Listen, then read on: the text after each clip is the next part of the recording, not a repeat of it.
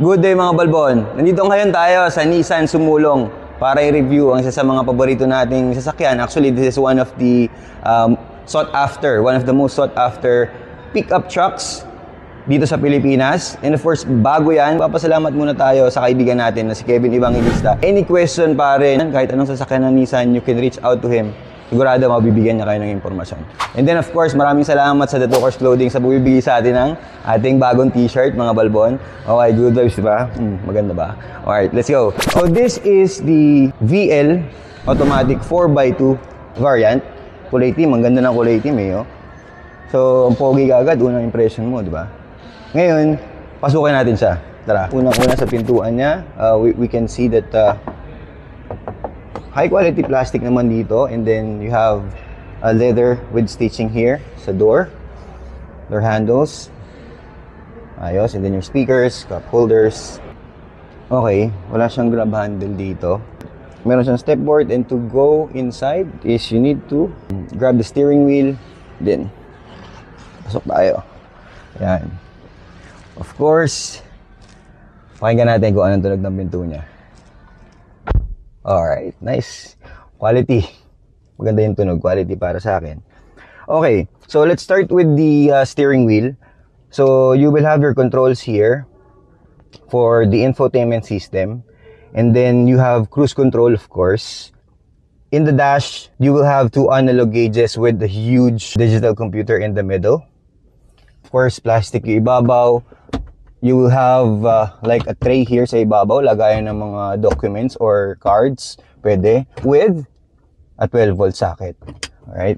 And then, dito sa gitna, you have your air vents, which is, of course, Nissan is known for a great and a good quality air conditioning, which is really important here in the Philippines.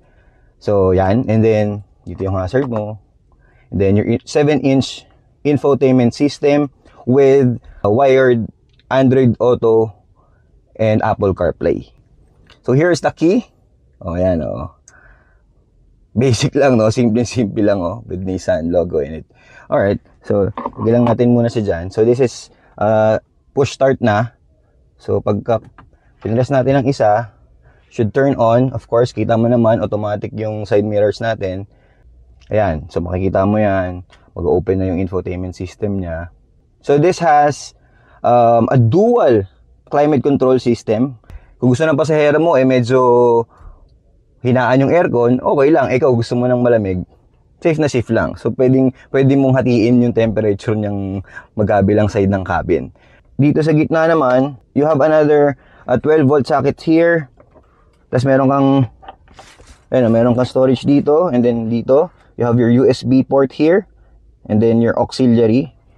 Yan. So this is an automatic transmission with manual mode, which is yun nga, yung ginaganon-ganon, yung merong movement ng kamay talaga. So you have that option.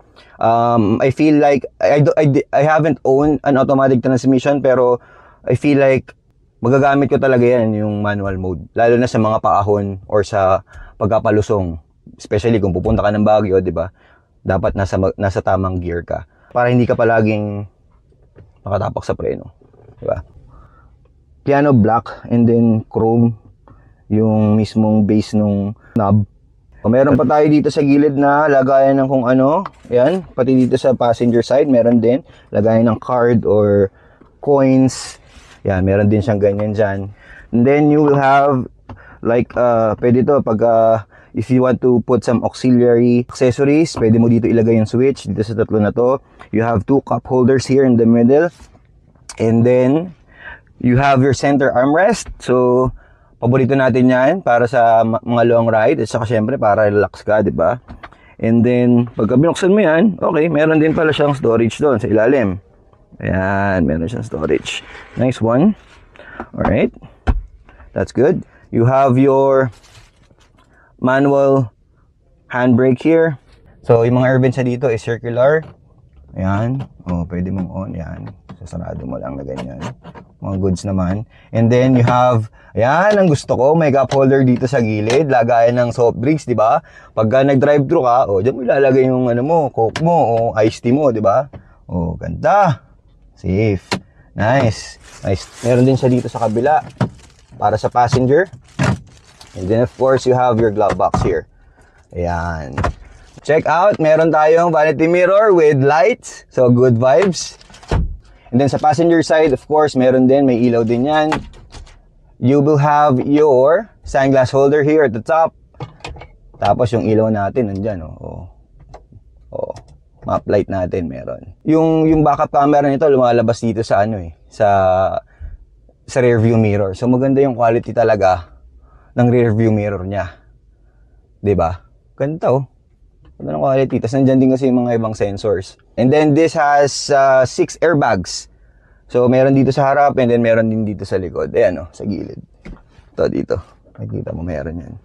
'Di ba? Alright. And these are the zero gravity seats. If you want to move forward, then it's a breeze. It's a breeze. There's a thigh support. Mahakit siya. Oh, safe. And then pwede mo din yung height adjustment automatic din. Nice one. This is really nice. To be honest, ang ganda nitong gantong feature. Makukuha mo talaga yung driving position na gusto mo. And then shadow ata tayo malapit, yan. And then, checking out the steering column. So, this is adjustable up and down, non-telescopic. So, this variant is non-telescopic. Anyway, you can still adjust up and down. So, ayos, di ba? Okay, so let's go. Let's check out the back kung anong makikita natin dun sa likod. Let's go.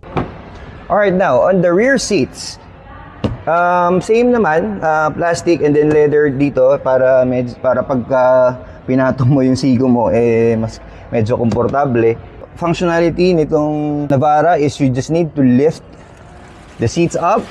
Yan. And then meron siyang hook dito. You can hook it here. Dito sa may headrest dito sa taas. Yan. Pag unhook mo siya, you can load something here if you need to load boxes or any kind of stuff na gusto mo, protektado. So, kung hindi pa pwede sa likod, hindi pwede sa bed, dito mo ilagay. So, pwede. You can do that adjustment. And then, you have storage areas dito sa ilalim. Yan. Yung mga storage area yan dyan. Nakalagay dito yung jack mo pala, dito sa kabila. Dito, this is just an empty compartment. Naka-magic tape. Pwede mong lagyan ng kung anong nandyan. Kung anong bagay na trip mo. Alright? Okay, tara. Kung akit ka, dito sa second row, madali naman. Hindi naman siya ganun kataasan. So, I just put my feet here sa step board and then, yan. There you go. Ayan. So, this is my driving position. I'm 5'6". And then, I think it's good. Pretty much good amount of knee room. And then, headspace, ganyan kataas. Meron kang grab handle dito. Diba? So, 3 people. There's no tunnel here in the middle. Good.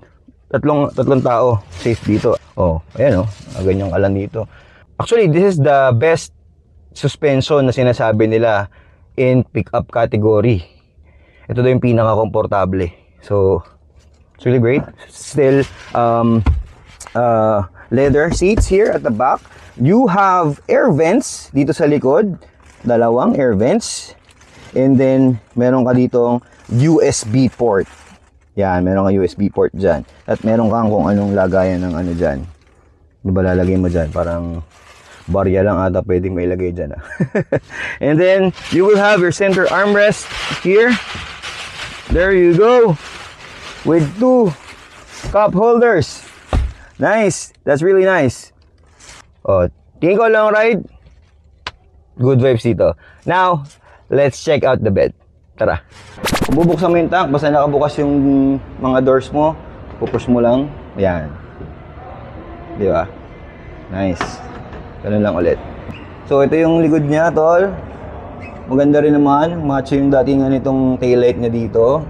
Ayan. Meron na siyang stepboard. May mga parking sensors. Ayan, tol. Rear camera, pare. And then, the Nissan badging here.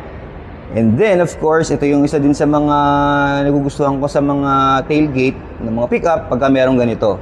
Ito, yung merong parang nakabakat na branding dyan, di ba? Pogi, ganda ng tsura eh. Oh. And then the VL badging here. Yan. So dito lalagay yung plate number mo kung sakasakali at may ilaw yan. If we will open it, ayun, hindi siya mabigat kasi assisted na siya. Meron siyang assist na ganyan. Now, kitang-kita nyo naman mga to, 1-ton payload capacity. So, this is really capable pickup truck. So, meron siyang anchor points 4, which is adjustable. This comes with the free bed liner. So, pag in-order mo siya, bago siya i-release, pare, ikakabit na nila yung bed liner mo. Diba? Solid. Nice. Oh, kung sasarado natin, tol, basic na basic lang. Oh, diba? Good vibes. Papakita ko sa inyo yung ilalim nito. 5-link suspension kasi to eh. So, ayun yung sikreto niya kung bakit ganun siya ka-comfortable. Ayan. Sana nakikita nyo kung anong itsura ng pang-ilalim niya. Kung bakit naging ganun yung resulta ng ride niya. This variant comes in with 18-inch aluminum wheels with Toyo Open Country tires, which has 255/60 R18 na size. Yan. Bagay na bagay naman siya dun sa body nung pickup. You have chrome handles here. Tapos, meron siyang ganito. Ayan. Meron siyang roof rails na kasama na. This comes stock. So, dagdag pogi. I'm not sure if you can load something here, pero mukhang matibay naman. Safe naman. Yan. And your repeaters, you will have repeaters in the side mirror. Meron siyang Nissan Intelligent Mobility. Sa harap, pare, yung quad projector lights na signature ng Navara. Ang pogi ito, Leo. Parang robot yung dating sa akin eh. Ang pogi niya eh. Oh, di ba? And then, gusto ko yun. Yan, yung chrome na yan. Yung pag ganon. And then, yung fog lamp mo dito, which is LED rin. Intelligent din to eh. Gumagalaw to, alam ko eh. And then, yan, meron kang garnish sa ilalim. Tapos itong, you have a plastic grill here, which is bagay din naman dun sa style ng mukha niya. Para buksan yung hood, ayun. Yan. Ganda. Yan. Tignan natin kung nasa ilalim ng hood nito. Ang bigat. Sa lahat ng nakita ko na engine, ito yung parang ang linis eh. Ang neat niyang tignan. Ganda din ng cover. This is a 2.5 turbo diesel engine mated with 7-speed automatic transmission. At naririnig ko sa maraming tao at mga feedback din ng mga owners na ang tulin daw talaga nito. So, well, di naman siya para sa tulin talaga. This is a workhorse since this is a pickup. Pero ngayon kasi, lifestyle na eh, yung dating ng mga pickup. So, kahit mga pang daily, papasok sa opisina, pang family, ginagamit na din talaga siya. So, powerful engine with a great suspension. Ang gandang combination, ang galing ng Nissan. So, ayun nga, malinis yung datingan nito. Oh, linis ng makina, pre. Ayun yung turbo nyo. Malinis. Alright.